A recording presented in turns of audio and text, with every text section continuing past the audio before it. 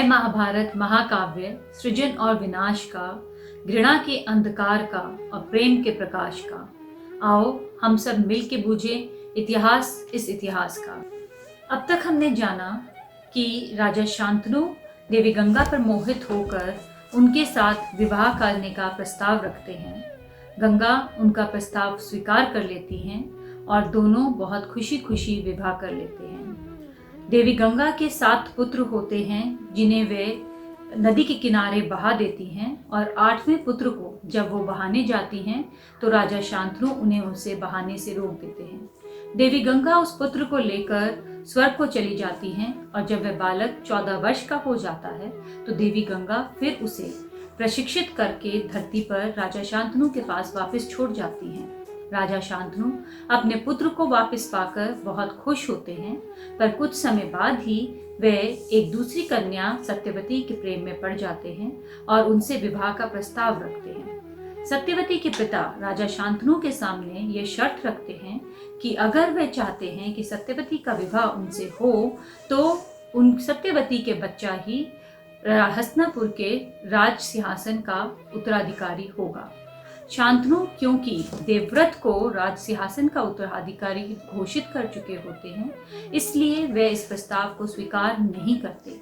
जब देवव्रत को अपने पिता के दुख के कारण पता चलता है तो वे सत्यवती के पिता के पास जाकर उनसे ये कहते हैं कि आप अपनी पुत्री का विवाह मेरे पिता से करा दीजिए, और मैं ये प्रतिज्ञा करता हूँ कि मैं आजीवन कुंवारा रहूंगा और शादी नहीं करूंगा।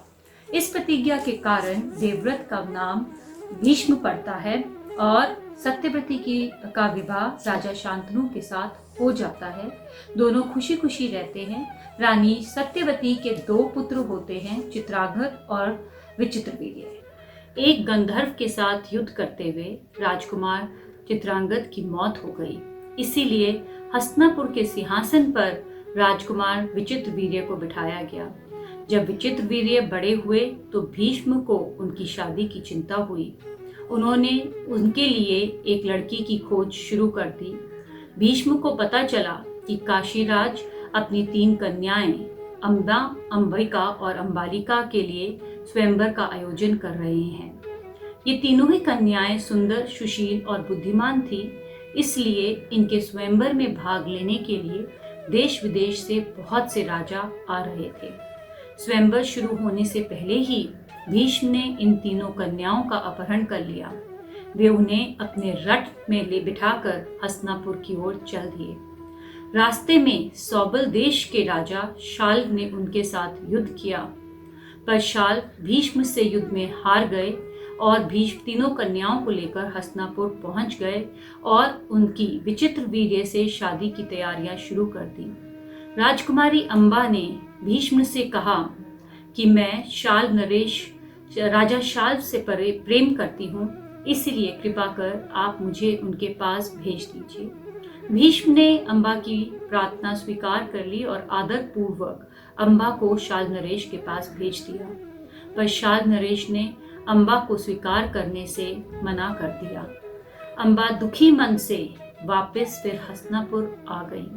भीष्म ने विचित्रवीर्य से अम्बा से विवाह करने के लिए कहा, पर विचित्रवीर्य ने कहा, जब कोई स्त्री मुझसे प्रेम ही नहीं करती तो मैं उसके साथ विवाह कैसे कर सकता हूँ।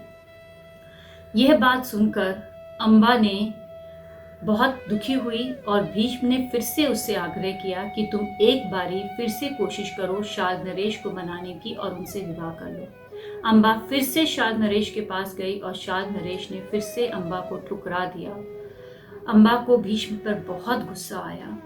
लौटकर उसने भीष्म से कहा, अब मेरे से कोई विवाह नहीं करना चाहता, अब आपको ही मेरे साथ विवाह करना होगा। पर भीष्म अपनी प्रतिज्ञा से बंधे हुए थे, इसलिए वे अम्बा से विवाह नहीं कर सकते थे। अम्बा को भीष्म पर बहुत ही गुस्सा आया और वे उनसे घृणा करने लगी। वे भीष्म को अपने दुखों का एकमात्र कारण मानती थी, इसलिए वे सब राजाओं के पास मदद मांगने गई कि आप भीष्म से युद्ध करें और उन्हें युद्ध में हरा दें। पर भीष्म की शक्ति को जानते हुए कोई भी राजा भीष्म के साथ युद्ध करने को तैयार नहीं हुआ। अंत में अम्बा ने तपस्या की और भगवान को प्रसन्न किया। भगवान ने उसे सदा ताज़ा रहने वाली एक फूलों की माला दी और कहा, जो व्यक्ति इस माला को पहनकर भीष्म के साथ युद्ध करेगा वह जीत जाएगा। अम्बा ये हार लेकर फिर से सभी राजाओं के पास गई, पर कोई भी राजा इस हार को पहनने के लिए तैयार नहीं हुआ। हार कर अम्बा ने राजा द्रुपद के महल के बाहर उस माला को छोड़ दिया और वन में चली गई। वन में मुनियों ने उसको कहा, तुम परशुराम के पास जाओ, वे भीष्म के साथ युद्ध करेंगे। परशुराम को अम्बा पे दया आई और वो भीष्म के साथ युद्ध करने को तैयार हो गए, पर परशुराम युद्ध में हार गए। इससे अम्बा बहुत निराश हुई। उसने हिमालय पर जाकर कठिन तप किया और भगवान शिव को प्रसन्न किया। भगवान शिव ने कहा कि अगले जन्म में तुम खुद अपने हाथों से भीष्म को मारोगी। अम्बा भीष्म से जल्दी ही अपना प्रतिशोध लेना चाहती थी। उसने अपने शरीर को आग में भस्म करके खत्म कर दिया और स्वर्ग में पहुंच गई। वह माला राजा द्रुपद के महल के बाहर ही रखी रह गई। इसलिए अम्बा ने फिर से राजा द्रुपद के यहाँ एक कन्या के रूप में जन्म लिया। जब राजा द्रुपद को यह पता चला कि यह अम्बा है और अपना बदला लेने के लिए मेरे यहाँ आई है, तो उसने अम्बा को अपने महल से निकाल दिया। अम्बा दुखी मन से वन में जाकर कठोर तपस्या करने लगी। कुछ ही समय में उसका स्वरूप एक पुरुष के समान हो गया। उसने धनुर्विद्या में कड़ा प्रशिक्षण लिया और बाद में वह शिखंडी नाम से प्रसिद्ध हुई। अगले एपिसोड तक के लिए अलविदा। जय श्री कृष्ण।